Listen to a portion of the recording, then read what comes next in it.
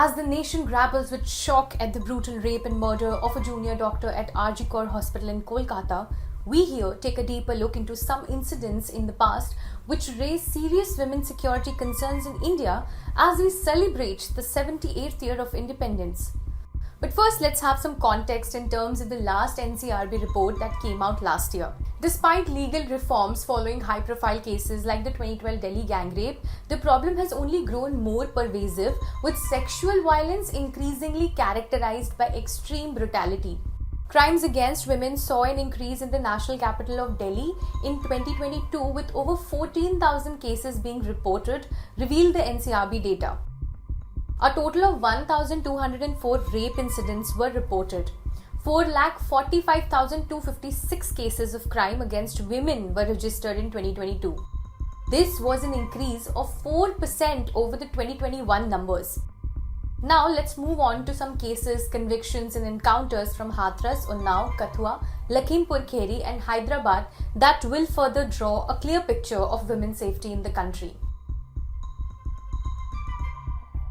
A 17-year-old girl was allegedly gang raped by two men when she was returning home after attending a wedding function at a guest house in the Hathras district of Uttar Pradesh in March 2024. The investigation is still on. Now, Hathras had witnessed a sensational gang rape murder 3 years ago. In September 2020, a 19-year-old Dalit woman was allegedly gang raped in Hathras by 4 upper caste men, and she died 2 weeks later in a Delhi hospital.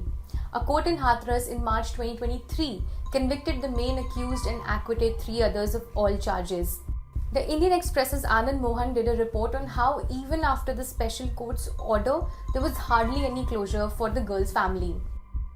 In 2023, the report read, "The family of 9 have been living under heavy security since the incident. They are guarded by a 30-member company of masked CRPF men armed with tear gas shell launchers and rifles, while there is a metal detector outside their home as well as CCTVs. The family claimed they have been unable to have any guests over, barring the odd relative who happens to visit them. To gain entrance to the house, prior permission had to be taken from the senior CRPF officers, and following proper document verification, they were able to enter the house." The family also said 3 young girls in the family have not gone to school since 2020. "My daughter has not been able to even go out and play," said the father of one of the girls. This does question the social implications of such brutality on the entire family for years. An 8-year-old girl belonging to a nomadic community went missing in a village in Kathua district of Jammu and Kashmir.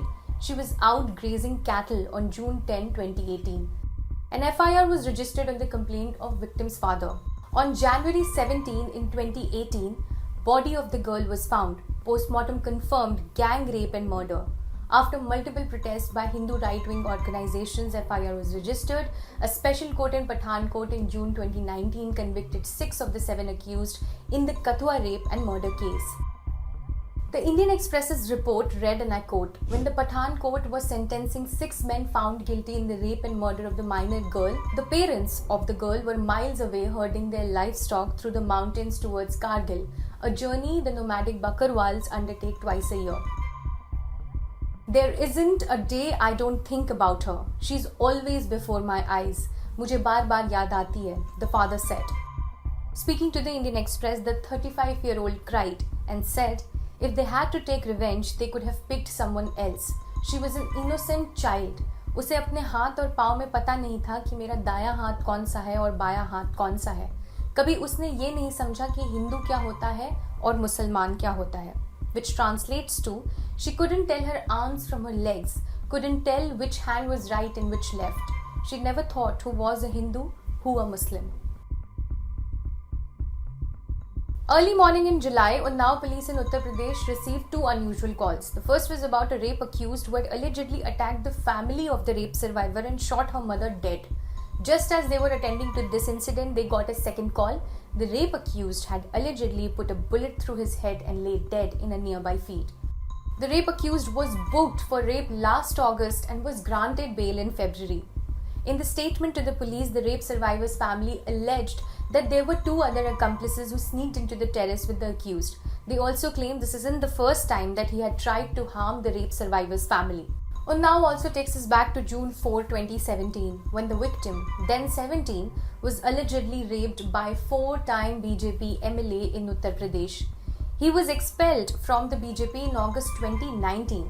On April 3 in 2018, the victim's father was allegedly framed in an illegal arms case and arrested. He died in judicial custody a few days later. On July 28 in 2019, a speeding truck rammed into the car in which the victim, her two aunts and their lawyer were travelling. Her aunts were killed while the victim and her lawyer were critically injured. On August 1st in 2019, the Supreme Court transferred the rape case and four related cases to Delhi and directed the trial court to complete the trial in 45 days. The trial court heard the case on a day-to-day basis since August 5 in 2019. A trial court order released on December 16 in 2019 found him guilty of raping the minor girl, and the December 2029 order sentenced him to life imprisonment till the remainder of his biological life. In a shocking incident, two sisters were found hanging in Lakhimpur Kheri. Two minor sisters aged 17 and 15 were found hanging from a tree in Lakhimpur Kheri district. Family members of the girls said they were abducted from outside the house 3 hours before their bodies were spotted. The police found the accused had raped and strangled them before hanging their bodies from a tree to make it appear like a suicide. A year later, a court in Uttar Pradesh's Lakhimpur Kheri sentenced two men to life imprisonment. In November 2019, the 27-year-old vet goes missing from Shamshabad Toll Plaza near Hyderabad. The four accused allegedly raped and killed her. After that, the accused allegedly took her body to an under-construction bridge a few kilometers away and set it on fire. Police arrested four accused. They were sent in 14-day judicial custody and lodged them in high-security cells. And in December, all accused were killed in a police encounter. Now, the Indian Express reported that in 2022, a commission was set up by Supreme Court to probe the killing in the alleged encounter of four accused in the gang rape and murder of the vet. The commission submitted the report stating that it believes the police deliberately fired on the accused with an intent to cause their death and recommended action against 10 police officers and personnel under various charges, including murder. In its report, the three-member commission stated that it does not believe the police version of events that led to the killing of the four accused when they were taken to the crime scene in the early hours of December 6 in 2019, 9 days after the gang rape and murder. In an opinion piece by the Indian Express, it was stated, accountability of security forces is an uphill task, and there is a tendency for the state to resist prosecution in action or to hinder effective prosecution by prolonging the trial to the point of futility. NCRB's Crime in India report for 2020 records that there were 0 convictions in cases of custodial death. For more such stories and in-depth analysis, keep watching the Indian Express.